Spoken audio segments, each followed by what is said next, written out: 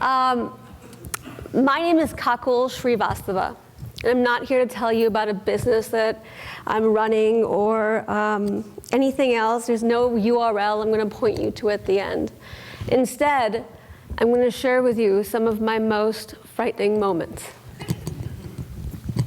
I came to Haas as an engineer.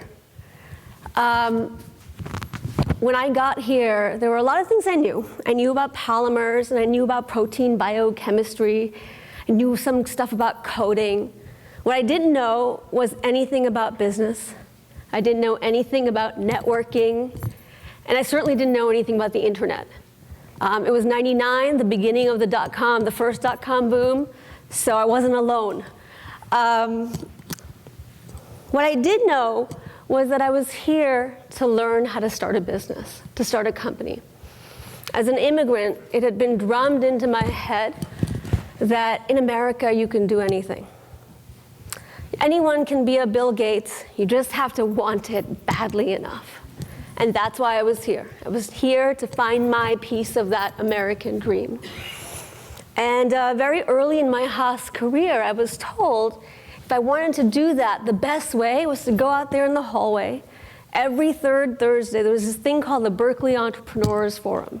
You'd go and you'd network, and you'd meet founders and investors and advisors. And so that's where I went.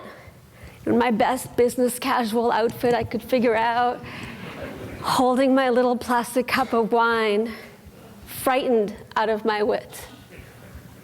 What was I going to say? Who was I going to say it to? And for the love of God, why would they ever want to talk to me? And I stood there for an hour holding my cup of wine. I didn't talk to a single person, and I left. Humiliated, absolutely humiliated. I did that 4 more times. 4 more times.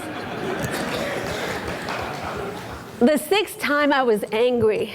I will somehow get myself to talk to 3 strangers, or I can't go home. And I did it. Somehow I talked to 3 people. I ran out of there at the end of the 3rd conversation, ecstatic. I had done it. I had talked to 3 strangers about absolutely nothing. But it was really important. I'd overcome my fear, and I knew that on the other side of that fear was the rest of my career. A few years later, I was at Yahoo, and I was offered 2 different jobs. Job number 1 was like the hottest executive at the company. He wanted me to be his right-hand person and be the director of mobile. This was going to be big. Mobile was going to be big. Everyone had BlackBerries. Job number 2 was with a guy who just started at the company 2 days ago. His title was director, so there was no promotion for me there. He was kind of crazy. The thing was, he'd built something that was kind of cool. And so job number 1, awesome. I feel like I am a rising superstar. I'm getting promotions like this. This is going to be big. Mobile's important. Job number 2 makes me feel like I'm going to vomit. Crazy guy, unknown product. I don't know what's going to happen. I took job number 2. The product was Flickr. The founder was Stuart Butterfield, and that was the beginning of, probably one of the most important collaborations in my career. A few years later, I was talking to a friend and mentor about a startup that I wanted to go to. They were building these cool social apps, and it was going to be a Facebook platform. Facebook platforms were really big. They had great traction. They were funded by Kleiner Perkins. The founder was this real visionary. And as I talked about this opportunity with my friend, he said, Kakul, if you like that kind of social app so much, why don't you build it?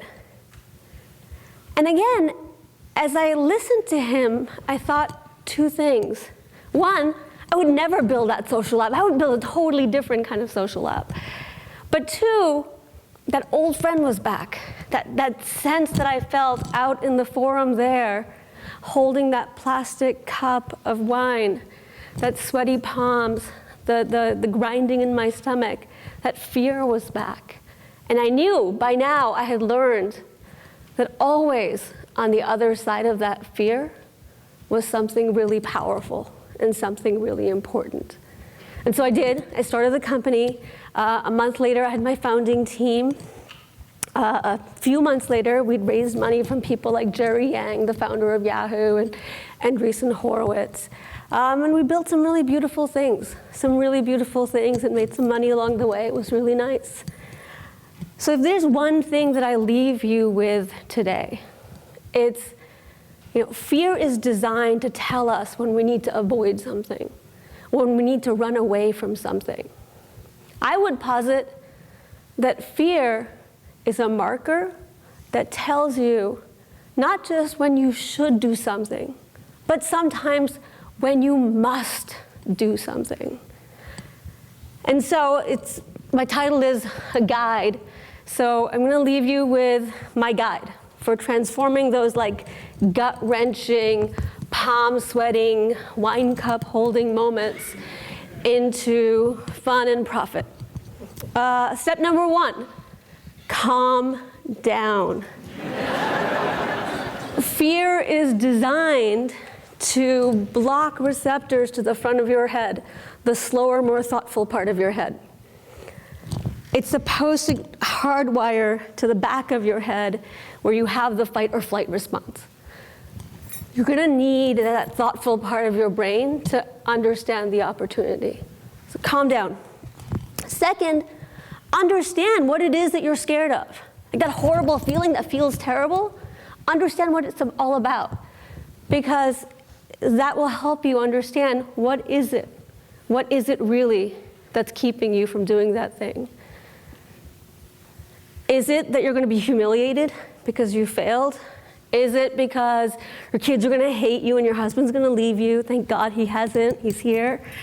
Is it that you're going to be poor? Like, what is it, that thing on the other side? Third step, is it real? I love that Lori talked about that earlier. Is it real? Is it real? Are you really going to be humiliated? Does it matter? No one cares. Are your kids really going to hate you? Is your husband really going to leave you? Are you really going to be poor? And if you're going to be poor, what are you going to do about it? Understand how real that fear is.